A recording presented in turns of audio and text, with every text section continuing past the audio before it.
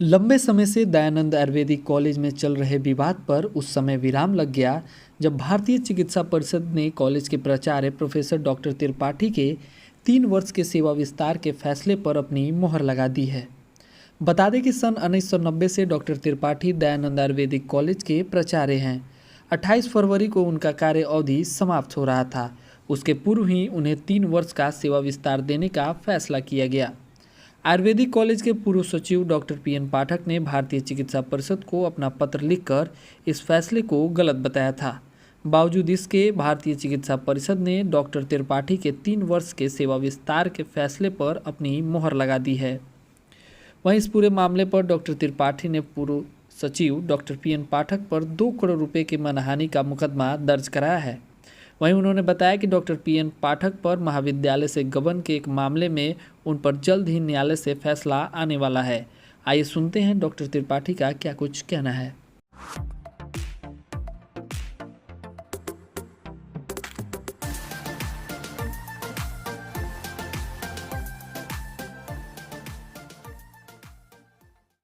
यह विद्यालय जो है वो बिहार विश्वविद्यालय अधिनियम 1976 की धारा 60 के तहत गठित शासी निकाय के द्वारा यह महाविद्यालय का संचालन होता है। इसमें 7 मेंबर्स होते हैं, एसडीओ साहब भी हैं, जनप्रतिनिधि होते हैं, शिक्षक प्रतिनिधि होते हैं, प्रिंसिपल होते हैं और डोनर मेंबर होते हैं, 7 मेंबर्स होते हैं। इन्हीं के देख रेख में यह महाविद्यालय चलता है। अभी विगत 1980 से मैं इस महाविद्यालय में व्याख्याता के रूप में नियुक्त हुआ, प्रमोशन पा करके रीडर हुआ, प्रोफेसर हुआ और 1990 में विश्वविद्यालय के निर्देश के आलोक में फ्रेश एडवर्टीजमेंट किया गया। उस एडवर्टीजमेंट के आधार पर मैं यहाँ प्राचार्य पद पर नियुक्त हुआ और 1990 से अब तक मैं प्राचार्य के पद पर कार्यरत हूँ। और central council of Indian medicine एवं बिहार सरकार का जो नियम था, उस नियम के तहत 67 वर्ष 28 अप्रैल को हमारी पूरी हो रही थी, 28 फरवरी को पूरी हो रही थी। उसके पूर्व ही सितंबर में एक शासी निकाय की बैठक हुई जिसमें हमारे माननीय सभी सदस्यों का यह एक विचार आया कि महाविद्यालय की जो इतनी प्रगति हुई है आपकी देख रेख में और जो विकास हुआ है, अभी आपकी आवश्यकता इस महाविद्यालय को है। तो हमारे माननीय अध्यक्ष महोदय भी, हमारे सचिव महोदय भी, अन्य सदस्य ने भी इसका समर्थन किया कि नहीं, अभी इनकी आवश्यकता है। तो इस नियम के तहत एसडीओ साहब ने एक नियम दिया बिहार सरकार का कि बिहार सरकार में ऐसा नियम है कि अगर सरकार चाहती है किसी पदाधिकारी की आवश्यकता उसको है तो वो 3 साल का एक्सटेंशन तीनों तरह की बात है, 1 साल का, 2 साल का, 3 साल का दे सकती है काम की समीक्षा करते हुए। उसी नियम को हमारे शासी निकाय की बैठक में प्रस्तुत किया गया। हमारे सभी माननीय सदस्यों ने उसका अवलोकन किया और सबों ने सर्वसम्मति से हमारे एक्सटेंशन के लिए, सेवा विस्तार के लिए निर्णय लिया। और निर्णय लेने के बाद इस चीज़ को हमारे सचिव महोदय के द्वारा राज्य सरकार को लिखा गया। राज्य सरकार ने भारत सरकार, अभी जो NCISM का गठन हुआ है जो डायरेक्ट भारत सरकार के अंतर्गत है, वहाँ लिखा। फिर उस चीज़ को हमारे सेक्रेटरी साहब ने अध्यक्ष चेयरमैन को भी लिखा NCISM को, और उसमें काफ़ी लोगों का विरोध भी हुआ। विरोध के डायरेक्ट कंप्लेन भी गया कि ये गलत हो रहा है, नहीं होना चाहिए। फिर भी हमारे जो चेयरमैन हैं NCISM के, बहुत सुलझे हुए व्यक्ति हैं, विश्वविद्यालय से, राज्य सरकार से और सब जगह से बात करके, समीक्षा करके, वहाँ के पत्र का अवलोकन करके और फाइनली 11 तारीख को सेवा विस्तार के लिए 3 साल के सेवा विस्तार को का अप्रूवल उन लोगों ने, भारत सरकार ने दिया।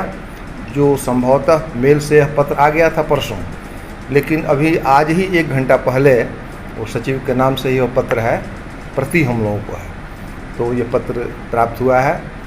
मैं थोड़ा और इसमें आप लोगों से बात कहना चाहूँगा कि मैं बराबर ही अपने शासी निकाय के सदस्यों से मिल करके, अपने कर्मचारियों से मिल करके बराबर इस कॉलेज को जहाँ तक हो सकता है विकास करने की बात सोची है।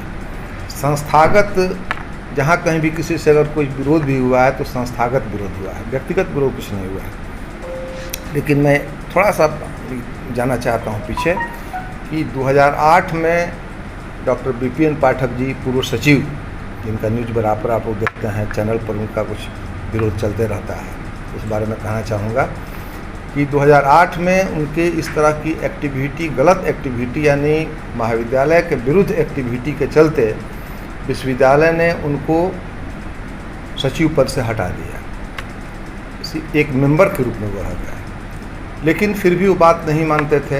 वो उनका ये था कि इतने कर्मचारी हैं, टीचर हैं, 2 कर्मचारियों को प्रमोशन दे दीजिए, 2 कर्मचारी का वेतन बढ़ा दीजिए। हमने कहा कोई काम नियम से होता है और किसी चीज़ को गवर्निंग बॉडी में रखा जाएगा, गवर्निंग बॉडी उसको निर्णय लेगी और नियम से कहीं भी कुछ होगा तो हम पर कोई उंगली नहीं उठेगी। लेकिन वो इस तरह का मतलब ही करते हैं। 2 टीचर के लिए अड़ गए, विवाद पैदा हुआ और हमने उस बात को नहीं माना, इसलिए हमको उन्होंने डायरेक्ट सस्पेंड कर दिया। 2008 की बात। सस्पेंशन जहाँ तक नियम है कि सेक्रेटरी प्रिंसिपल को सस्पेंड नहीं कर सकता है, पूरी गवर्निंग बॉडी ही उस पर निर्णय लेकर के सस्पेंड कर सकती है। अगर यदि सेक्रेटरी सस्पेंड करते भी हैं तो उसका अप्रूवल गवर्निंग बॉडी से होना चाहिए, बट ऐसा कुछ हुआ नहीं। उस समय हमारे SDO थे वदूद अहमद साहब थे और वदूद अहमद साहब से भी वो लड़ पड़े कि नहीं मेरा सही है। हमने रिप्रेजेंट किया यूनिवर्सिटी में, उसके बाद अपने निलंबन के अगेंस्ट में फिर हमने राजभवन में इसका ही कर दिया। राजभवन से गवर्नर साहब के जो स्पेशल सेक्रेटरी हैं उन्होंने DM को गोपनीय प्रतिवेदन मेरे बारे में मांगा और SDO को ऑथराइज़ कर दिए, चूँकि SDO हमारे मेंबर थे और वो कॉपी मैं आप लोगों को प्रोवाइड कराऊंगा कि हमारे न तो जाति के थे, ना हमारे कोई उससे रिलेशन के थे, ना कोई हमारा उनसे अच्छा संबंध था। एक SDO थे, लेकिन उन्होंने जो रिपोर्ट मेरे बारे में दिया मैं सोच भी नहीं सकता था, कहीं से पूछ के दिए होंगे, लिखे होंगे। उन्होंने इतना बढ़िया रिपोर्ट दिया था और उस रिपोर्ट के आधार पर राजभवन नेक्स्ट डे हमारे सस्पेंशन को वैकेट कर दिया और स्पेशल उन्होंने ऑर्डर दिया कि डॉक्टर त्रिपाठी पूर्व की भांति प्राचार्य बने रहेंगे। तो ये मामला हुआ। इस बीच में एक और घटना मैं आप लोगों को बता दूं कि 2008 में ही 1.5 लाख रुपया मिट्टी भराने के लिए निकाला गया। ये काफ़ी गड्ढा था यहाँ पर, मिट्टी भराने के लिए निकाला गया। बड़े बाबू के नाम पर एडवांस किया गया और चूँकि हमारे पूर्व सचिव महोदय का भी मकान बन रहा था, गुड फेथ में उन्होंने कहा बड़ा बाबू से, बड़ा बाबू कुछ पैसे की हमको आवश्यकता है, मिट्टी वाला पैसा हमको दे दीजिए 50% और फिर मैं आपको लौटा दूँगा। सेक्रेटरी कह रहे हैं तो भाई किससे बड़ा हो के क्या हिम्मत है, दे दिए। उसके बाद 1 सप्ताह बाद फिर उन्होंने कहा कि वो ही पैसा हमको दे दीजिए 75,000, आपको हमें केवल दे दें। तो बड़ा बाबू हम लोगों से कहा है, जो हमारे वरीय शिक्षक थे, डॉक्टर जोगिंदर पांडे थे, मनोज मिश्रा थे, बाबूलाल सिंह थे, मैं था, सबों से उन्होंने कहा कि सर ऐसी ऐसी बात है, एक बार ले चुके हैं सेक्रेटरी, हम कैसे इनकार कर सकते हैं। मैंने कहा ठीक है कोई बात नहीं। तो दोबारा यही हुआ कि हम लोग के सामने पैसा दिया गया, तुमसे हम लोग जानते तो हैं। जब उसके बाद वो पैसा नहीं दिए और उन्होंने आरोप लगा दिया यह 1.5 लाख रुपये की निकासी जो हुई थी वो प्राचार्य और बड़ा बाबू मिल करके गौन कर दिए, कंप्लेन कर दिए जहाँ तक। तो बड़ा बाबू को हमने कहा कि भाई जब तो हम लोगों पर आ रहा है, इसलिए जो फैक्ट है उसको छुपाइए मत, आप कंप्लेन फाइल कीजिए। कंप्लेन फाइल किए और उसमें हम सारे जो वरीय शिक्षक थे उसमें गवाह हुए। वो केस लगभग लास्ट स्टेज में है, उसका केस नंबर वगैरह सब भी है और बहुत निकट भविष्य में जजमेंट होने वाला है। उनको जब ये पता लगा कि इस केस में हम बरी नहीं हो पाएंगे, इसमें फंस गए हैं, तो वे अनावश्यक रूप से इतना ज़्यादा कंप्लेन, महीने में 1-2 कंप्लेन DM के यहाँ, CS के यहाँ, आयुष मंत्रालय में, राज्य सरकार में, विश्वविद्यालय में, वो बराबर कंप्लेन किया करते थे। उनके कंप्लेन की प्रति एक अलमीरा है मेरे पास। और जब कंप्लेन करते थे उसमें भाषा का कोई ये नहीं था कि किस तरह की भाषा होनी चाहिए। प्राचार्य डकैत हैं, चोर हैं, लूट करते हैं, 10-10 लाख रुपए डोनेशन देते हैं, ये सेंट्रल काउंसिल के मेंबर हैं और एक कॉलेज की विजिट करते हैं तो उसमें 10 लाख रुपया लेते हैं। निराधार सब कुछ, इनकी PhD की डिग्री फॉल्स है, ये भ्रष्टाचार का अड्डा हो गया है कॉलेज, इस तरह की बात।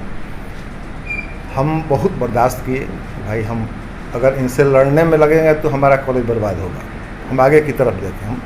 लेकिन जब एक स्थिति ऐसी आई कि बर्दाश्त करने के लायक स्थिति नहीं थी, तो हमने एडवोकेट से राय लिया, और दिल्ली हाई कोर्ट के एडवोकेट से राय लेकर के जब पेपर और हमने व्हाट्सअप किया कि इस तरह की भाषा का ये प्रयोग कर रहे हैं खुलेआम, और मीडिया में इस तरह का बयान दे रहे हैं कि इनकी PhD की डिग्री गलत है, प्रिंसिपल ये गलत ढंग से हैं, ये MD नहीं किए हैं, तो इस पर तो आपत्ति अब किसी को हो सकती है। तो उन्होंने कहा कि ठीक है, मैं एक लीगल नोटिस उनको देता हूँ। सारा पेपर हम भेजे और वो देख करके कहे कि नहीं तो बिल्कुल ऑब्जेक्शनेबल है, इस तरह का भाषा का प्रयोग नहीं कर सकते हैं, या मीडिया वाले को इस तरह से करता है। तो हम अपने सेक्रेटरी महोदय से भी इस पर विचार विमर्श किए कि हमसे वो लड़ें, कोई दिक्कत नहीं है, लेकिन वो संस्था को क्यों बर्बाद कर रहे हैं। अब इस तरह का स्टेटमेंट कि इस कॉलेज में मात्र 2-3 टीचर आते हैं, अस्पताल में रोगी नहीं आते हैं, 5 रोगी आते हैं, 100 रोगी भरा जाता है, और जो शिक्षक नहीं आते हैं वो महीने में 1 दिन आते हैं और पूरी हाजिरी बनाते हैं और प्रिंसिपल को कमीशन देते हैं। वो स्टेटमेंट उनका एकदम ओपन था, इसमें कहीं कोई नहीं है। तो हम लोगों ने इनसे भी विचार विमर्श किया, ये संस्था बदनाम हो रही है, सीवान के लिए, बिहार के लिए, पूर्वांचल के लिए ये संस्था एक गौरव की बात है, और इस संस्था के बारे में सभी जानते हैं कि कितनी अच्छी संस्था चल रही है। बच्चे यहाँ से निकलते हैं, डॉक्टर हो करते हैं। तो हमारे कमेटी के लोगों की भी सहमति बनी, और हमने भी इस करके 2 करोड़ रुपए की मानहानि का मुकदमा हम लोगों ने ऊपर किया। और जब से हम मुकदमा किए और नोटिस उनके यहाँ सर्व हुआ, तब से स्टेटमेंट देना बंद कर दिया।